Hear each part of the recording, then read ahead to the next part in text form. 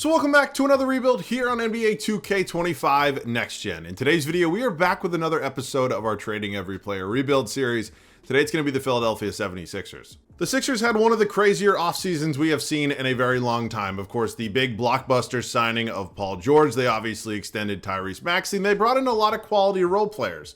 Or so we thought. This has been the season from hell so far for the 76ers. And today, I thought I'd do everybody in Philadelphia a favor and basically blow this team up, trade everybody away, and hopefully get you a championship. As always, let me know any other rebuild ideas down below in the comment section. We are very much into the swing of this series and many other rebuilds that we are doing, and I have very much enjoyed them. It seems like you guys have been as well. So thank you very much for all the support, but any other video ideas you guys do want to see, make sure to let me know down below in the comment section. So yeah, this isn't a one-off Sixers rebuild. This is just another episode of the Trading Every Player rebuilds. It just felt like, you know, a good time considering the Sixers are, I think, 2-11 at the time I'm recording this. So let's get into it.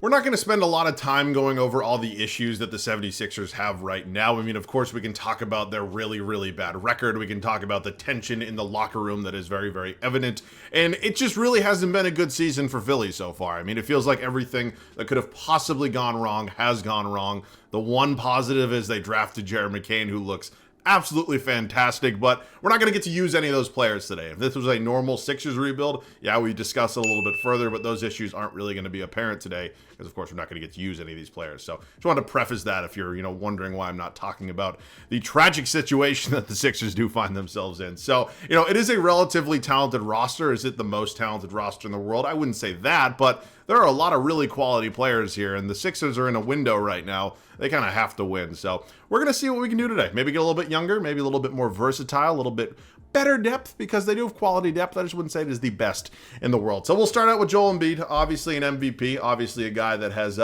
really struggled at points, but has also been really dominant at points. So we only have 2 trade offers here for him today. Typically when I have only 2, I try to look, and see if there's a way to maybe find more. Like if I move him to the power forward spot, are there any more than 2 trade offers? Like, again, I couldn't take one of those offers. It's fine. Like, we got 3 here. I'm not going to lie to you. I don't want Bam and Tyler Hero. It feels like I've had them in pretty much every single one of these rebuilds so far. So, you know what? We're either going to take Trae Young or Zion Williamson and DeJounte Murray. I mean, again, we're not going to get fair value for, how good Embiid is when fully healthy and, on the court. But hopefully we can go ahead and get one of these done. So I'm going to close my eyes. Of course, I don't really have any say in which one of these trades I get. Again, I wish it was more than 2, but unfortunately, that's just how 2K works. So we'll stop right about now. And it is going to be Zion Williamson and DeJounte Murray. Honestly, I'm not going to get into which one of these deals I'd prefer more. I don't really think either of them are great considering how talented Embiid is. But, Trae Young and Jalen Johnson feel like players I get a decent amount. So Zion Williamson, DeJounte Murray, welcome to the team. Joel Embiid is now officially a New Orleans Pelican. And that is the blockbuster that is going to kick this one off today. So next up on the list is going to be Paul George. Of course, here in this scenario, in this world, he hasn't even played a game for the team yet because we haven't started simming the 24-25 campaign. So 20-plus trade offers for PG. As you can see, the eyes, of course, are closed, as always part of the challenge. And hopefully we get something decent enough. And stop. And it is going to be Cam Thomas and Ben Simmons. Are you kidding me? Am I being trolled? Look, Cam Thomas is an absolute bucket, and I think he's going to be a good player for a really long time. But bringing Ben Simmons back to Philadelphia, and I give up a first-round pick, I mean, cut me a little bit of slack here, 2K. What are we doing? 23-year-old Tyrese Maxey, of course, currently injured in real life right now. Absolutely fantastic player and will be for a very, very long time. But we have to take one of these trade offers today. And we're actually going to stop right now, and then we're going to go 1 to the left. And that is going to be, oh, no. Oh, no. Oh, no. Well, it's part of the challenge, and I'm really upset because that sucks. Schroeder's been pretty solid to start this season, but I can't, realistically say that's any sort of win right there. So Kelly Oubre Jr. will do him and Caleb Martin next. Of course, 2 of the role players on this team, both veteran players that I think are going to be important pieces if this Sixers team actually wants to turn the season around at all. So let's see what we're going to stop with right about now. And it is going to be PJ Washington and Omax here from the Dallas Mavericks. Honestly, not the worst deal in the world. I can definitely live with it. Next up, we will do Andre Drummond and Eric Gordon. Again, 2 30-plus-year-old veterans, been in the league for a long time. Got 27 trade offers for these 2. Hopefully, we find ourselves a pretty good one because I'd like some quality players. I haven't really loved any of these deals so far. Stop. And it is going to be Trey Mann and Seth Curry. I can live with that. Trey Mann's actually a really, really nice pickup. I can 1,000% live with it. All right, we are getting into the lower tier of players now. Gershon Yabusele, we'll do him and Seth Curry. Wait, no, Seth Curry is not a Sixer, right? No, I'm not losing it. No, he's not a Sixer. Him and Kenyon Martin Jr. are going to be the two that we do next. Hopefully, again, finding quality role players. You know, beggars can't be choosers, but let's just see what we got. Cody Martin and Eric Gordon. I can't trade back for Eric Gordon, so we're going to have to find ourselves a different deal. Stop. We are going to pick up Tristan Da Silva and Corey Joseph in a deal here with the Orlando Magic. Oh boy, this is not a very fun team right now. I'm not going to lie to you. Jared McCain, we'll do him and Ricky Council here. Again, two young players, 23 and 20 years old, respectively. McCain, as I mentioned, has been the one and only bright spot for this Sixers team. He has just been absolutely fantastic so far. So, sucks trading him. Unfortunately, we got to do it, and it's going to be to the Los Angeles Lakers. Swap of the rookies. It's going to be Dalton Connect and Jalen Hood-Schifino coming back here to Philadelphia. So I think that clears out the majority of the players. Again, we don't do the two-way guys, but this team is, I'm not going to sit here and tell you it's better than what the Sixers are right now, because that would just be a flat-out lie. But I think we've got pretty much everybody here. Oh, Bona, I think that is actually it, because, again, don't do the two-way players. So let's see what we can do here. Going to be our final trade before we go ahead and set the rotation, and it is going to come with the Lakers. I can't take Ricky. God damn it. How many times does this shit have to happen? All right, please, just not a player that I've already traded away. I can't do that. Stop. First round pick. Fuck it. Why not? Okay, thanks. Let's set the rotation. I'd be lying to you if I said I was really excited about this team heading into year one. Now, we've moved around some positions. Of course, we have the rule in place that I can't make any other trades after trading away the entire roster until the first offseason. So we're basically stuck with what we got at this point. Here's how it's going to look. DeJounte Murray, Cam Thomas. I'm playing Zion at the 3 intentionally because, again, we didn't have a lot of small forward depth. Moving him there overall doesn't change. Fine by me. Washington starting at the 4. And then, yep, you guessed it. Ben Simmons was actually the only guy listed as a center, and Ben Simmons is not actually really a center. He just can't fucking shoot. So he's going to be starting at that center spot for me. And I will just let you know right now, the first opportunity I have to upgrade that spot, I will be taking it. Now, the bench unit's pretty decent. I want to go ahead and just take a little bit of appreciation for what we've been able to, I guess, not really do. It kind of just happened. But here with this bench unit, Dennis Schroeder going to be my 6th man again. Fantastic season out of him so far. You got Trey Mann behind him. Dalton Connect, the backup 3. You got Jalen Wilson, the backup 4. And then I actually moved Tristan Da Silva to the 5. His overall didn't change. And we literally had nobody else. There wasn't a single rostered player listed as a center. So, yep, going to be him and Brickleberry Simmons running the 5. So I cannot even imagine Ben Simmons back in a Sixers jersey. I hope he can kind of turn the clock back to his rookie season, because that's basically all we got in terms of hope, but definitely not going to happen. I will see you guys at the end of year number 1. I have good news and I have bad news. Let's start out with the bad news. We won 17 games. Yeah, no, you heard that right. 17 out of 82 basketball games this team won. You know, I didn't think we were going to be great, but I thought we were going to be just a smidge better than that.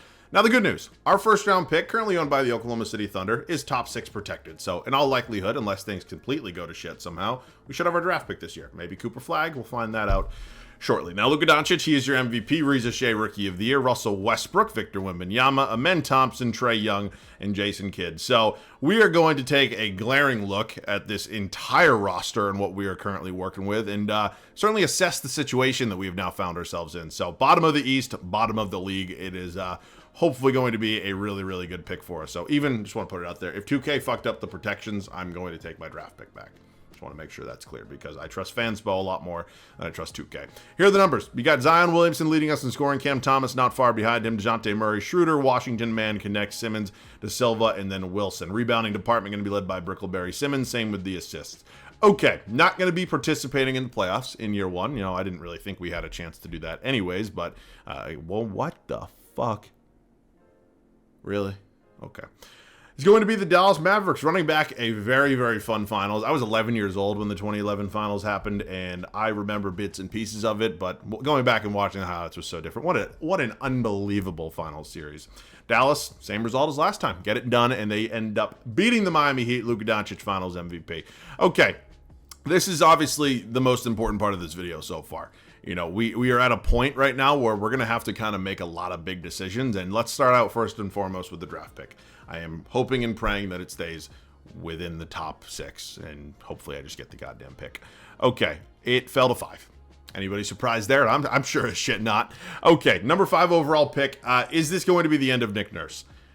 I think in real life, they're probably slowly approaching that territory, just from what I've even read, like from Shams' story, from, the Philadelphia beat reporter stories. It feels like Nick Nurse has kind of lost control of the locker room. It feels like they're probably going to be looking to move in a new direction at some point if this continues. But here in 2K, he has pretty good ratings. And again, we didn't really give him a lot to work with. So I'm going to keep him on for now. If, we put together a much better core heading into next season and we don't really achieve anything, I'll probably move on then. But we'll keep him for now, again, just because the ratings are pretty good. If the ratings sucked, I would fire his ass so quickly. Number 5, overall pick. Kind of disappointing. I feel like the Pistons right now, having the worst record in the league and just getting the 5th overall pick once again. But it is the reality we find ourselves in. And yeah, I mean, we could probably get somebody pretty talented. We're not going to likely get one of Flagg, Bailey, or Harper. But I do think there are a couple moves we could, because part of me says I should just trade the pick. Trade the pick, go ahead and, get a talented player, because we do have talent. I don't want to sit here and tell you that we suck, because that's just not true. But if I were to hypothetically just offer up PJ Washington at number 5, what are my options? A guy like Darius Garland could be fun. Not really a position of need, but Markkanen, I just trade for Markkanen a lot. I don't really think I'm going to do that. Okay. You know what we're going to do? I'm going to try to move up to like number 3 because I don't really love any of those offers. So who has like the 3rd overall pick? Because I don't want to get Flagg. I get Flagg a lot.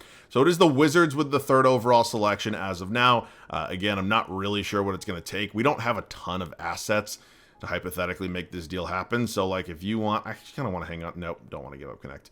That's the problem. I don't really want to give up a lot of these young players, and everybody else here is son of a bitch. We really don't have much else to give up. All right, you know what? I might try to do this with number 4, because if they don't take this, or we'll just stay at 5, because I'm not giving up any more besides that, and I don't really think that, no. Well, you know what? I'm going to take this deal. I don't think this is a great deal because I don't love Jeremy Grant's contract, but here in 2K, he's actually seen as a positive asset, which is, again, very different than real life. 2028 and 2029 first-round pick from the Clippers would be valuable if we actually got to those years, because I think the Clippers are probably going to suck by that point. But for Jeremy Grant, I can move him. So we're moving up one spot only. I understand we're not, jumping out of this world to get some sort of superstar or anything like that, but I think moving up one spot is worth it here. Because let's take a look at the summary. Flagg, Harper, Edgecombe, which means Ace Bailey is sitting here, and he is going to be, I don't want to say the obvious pick, but he is going to be the pick that we're going to make. We'll move Zion back to the 4. Makes a lot of sense in my opinion. So team player options, we will, honestly, I'll pick up everybody and trade them for scraps because I don't really have any other choices. Justin Edwards, no. Cam Thomas, yes. So Mann and Thomas, I definitely want to extend. They're pretty important pieces. And wait, did Simmons not have an option? I don't know why I thought Ben Simmons had a player option. Fine by me. I mean, get the fuck out. But like, really? All right. How much is Simmons asking for? Just curious. He did lead us in rebounds and assists. I'll offer it. I'll offer it for now. He'll be at a maximum in a backup role, but I'm going to offer him for now. And then we'll do the same thing with Cam Thomas. Of course, not going to have him in a backup role. Shit, I forgot about Dennis Schroeder, which means we are probably going to lose him, unfortunately. But that sucks. It's not going to let me bring him back, is it? No, it's not. Definitely not. Oh, is it? Can I get them all? Oh, shit. I did not think that was going to work. Okay, cool. Welcome back, Dennis Schroeder. That was a bit of a surprise. I'm not going to lie to you. All right, now it is time to get into some trades. Relatively useless trade here, but you'll see why it's actually not so useless in just a minute. We're sending Corey Joseph and Jalen Hood-Schifino to the Utah Jazz for 2 unprotected first-round picks in 2027. We need trade assets. We have legitimately 1 draft pick available right now to trade, and I'm kind of swinging for the fences in terms of upgrading our center spot, and certainly need some trade assets like draft picks to do that. So this might seem minimal, but they're definitely going to help us. Okay, there it is. That's the trade I was looking for. I think Miles Turner is a very, very solid upgrade at our center spot. Of course, we obviously only had Ben Simmons. We gave up Jeremy Grant, who of course we got in the deal with the Trailblazers. I mean, that was kind of my thought process behind it all along. Right, just to get somebody who can kind of match a salary, because we didn't have a lot of that going for us. So him, Jalen Wilson, Omax, 2 first-round picks, all heading to Indiana. Miles Turner now officially taken over at our starting center spot. So I'm not sure if I really had to re-sign Ben Simmons. There's not really a spot for him right now, because if I'm being honest with you, I'd kind of rather have Tristan Da Silva be the backup just from a potential standpoint. But maybe we'll... Actually, is Da Silva expiring? He's not. No, he's not. All right, you know what we're going to do? We are going to... probably just keep Ben Simmons until he can be a trade asset because I'm not going to play him. So I know I gave a whole speech about how he was relatively solid last season, but I'm not going to sit here and pretend that I really actually wanted him that badly. So I'll see you guys at the start of year 2. Last season sucked. There's really no way to sugarcoat it any way else. Now, this offseason, we made a lot of moves, and I think they are moves that are definitely going to put us in a position where we can compete this year. Now, I don't know if we're at the top of the top in terms of the Eastern Conference, but this is a playoff team, almost no doubt in my mind, and hopefully a really contending playoff team at that. So here's how it's going to look. DeJounte Murray, Cam Thomas. Obviously, we drafted Ace Bailey 4th overall. Zion moves back to the 4, and then obviously traded for Mr. Miles Turner. The bench unit, still pretty quality depth here. You got Schroeder remaining as their 6th man. Brought back Trey Mann. Obviously, nice to see Dalton Connect developing. PJ Washington, who actually went down like 2 overall since we traded for him at the start of this video, which was a little strange considering he's 26, 27 years old. Not like he's geriatric, but it is what it is. And then De Silva's all the way up to a 77. So Simmons is going to be a 78. There's a 1 overall difference there. And again, I'm just going to play De Silva. I think it's a better long-term option for us to develop him, as much as possible. And sitting on the bench behind Brickleberry Simmons is not the way to do that. So I'll see you guys at the end of year 2. It would have been hard to be nearly as bad as we were just a season ago, but all things considered, with the upgrades and the moves that we did make, I'm still not very happy with where this team's at. We won 45 games, which in the Eastern Conference is certainly going to be good enough for a playoff spot, but it just kind of felt like something was off throughout the entirety of this season. So I'm not going to lie to you, we started 7-12. It is rare that I pay attention to the sim, but I did see all the red L's popping across my screen as I was scrolling through Twitter, and I almost fired Nick Nurse, and then got a little better, and I just decided to let him ride it out for at least this season. So if we don't get at least to, I'll say, maybe a competitive 2nd round, Nick Nurse is so fucking fired. But we're going to stay optimistic for now. Luka Doncic, another MVP, Cooper Flaggy, Rookie of the Year, Bones Highland, Victor Wembanyama, Alex Sarr, Giannis Antetokounmpo, and Chris Finch there as Coach of the Year. So, yeah, I'm not very happy right now. We finish as a 4 seed, which again, this is such a disgusting conference to look at. 49 wins taking a conference is insane. And don't sit here and tell me it's the more competitive of the two, because that's just the biggest load of shit I've ever heard. This right here is what a conference should look like. All right, let's go over some of the numbers real quick. Let's see who played well, who did not. Zion, pretty solid season out of him. Cam Thomas, again, just a walking bucket. Pretty good first rookie campaign here. Only rookie campaign. For Ace Bailey, got DeJounte Murray. Thought Miles Turner would do a little bit more. I mean, again, it's not like he was crazy bad compared to where he's been basically his entire career, but I don't know why. Schroeder, Mann, Connect, Washington, and then De Silva. Rebounding department going to be led by Turner. It's just going to be Zion. So we're in the playoffs, believe it or not, as a 4 seed. It is us and the Chicago Bulls here in round 1. You got Josh Giddey, Kobe White, Levine, Patrick Williams, Vucevic, Ayo. Doesn't really look like there's been a lot of moves here with this team. So they're somehow a 4 seed, or 5 seed, excuse me. And I think they're very much beatable. I think there's no doubt in my mind that we have a better roster. And we're starting this down 2-1. We do tie it up at 2-2, go down 3-2. And we get bounced in the round 1. I don't think it's going to be possible for me to fire Nick Nurse faster. Is he a Kawhi Leonard merchant? Is that where we're at with Nick Nurse? I mean, his entire reputation is basically built off the 2019 finals at this point. That being said, the Bulls are in the finals, so maybe they're just way better than I thought. But unless I'm missing something here, this is basically the Chicago Bulls right now, who are not a good basketball team. So I don't know. Maybe I'm missing something. Surprise, surprise, Dallas sweeps and they get it done. So we're going to enter this offseason, of course, looking to make a couple upgrades with this team. But first and foremost, we got to start out with the coach. Just an unacceptable, win-loss ratio right now throughout the 2 seasons of this rebuild. So we're not going to have any draft picks. Our first round pick is now going to go to the Thunder. It is at number 21. Could have been a nice depth pick, but it's fine. Okay, let's go ahead and move on. Nick Nurse, I gave you the benefit of the doubt last offseason. Said you had good ratings and said I'd give you one more shot. And I kind of regret it. So Stauffer certainly could be an option for us. I'll also offer Joe Mazzulla. And then I'm finally going to offer Jason Kidd as well, because I need to get one of these guys, because they're all much better head coaches than what we got here with Nick Nurse. So we get everybody. This feels like a good Stauffer video. I will take a break from getting him for a little while after this one, but I need a coach with legitimately perfect ratings right now, heading into a championship or bust season when we haven't been out of the first round of the playoffs. So it is time for the 2026 NBA draft. Wow, that sounds crazy. No draft picks for us. Not going to trade in. Again, we don't have a lot of draft assets right now. So we are going to look to make an upgrade somewhere. I'm not sure exactly what it's going to be, because the real problem right now, I don't want to say problem, is that this team has talent and we have depth, and there's not a glaring hole really anywhere. It's just, I don't know if it was just strictly the coach or whatever it was, but I don't really know how big of a move we can make to really get this team over the top. So, I'm going to consider all different options. I'm not going to force the issue, but I almost kind of feel like I have to do something kind of big. It's going to be another blockbuster trade here with the Indiana Pacers. I fully understand that Cam Thomas has been perfectly fine for us throughout this rebuild, and this is certainly not an indictment on how good of an NBA player he is, because he's basically been a walking 20 points a game for us for the 2 seasons of this rebuild. But I need to make overall upgrades, and Pascal Siakam obviously provides us that. So if you're wondering how this rotation is going to look, I'm going to slide Zion back down to the 3, and Ace Bailey will likely come off the bench because his overall just goes down too much at shooting guard. But I felt this was a move that we needed to make. It is obviously a big move. There's no doubt about that. And it does leave a pretty big gaping hole at our shooting guard spot, but we are definitely going to look to make an upgrade there as well.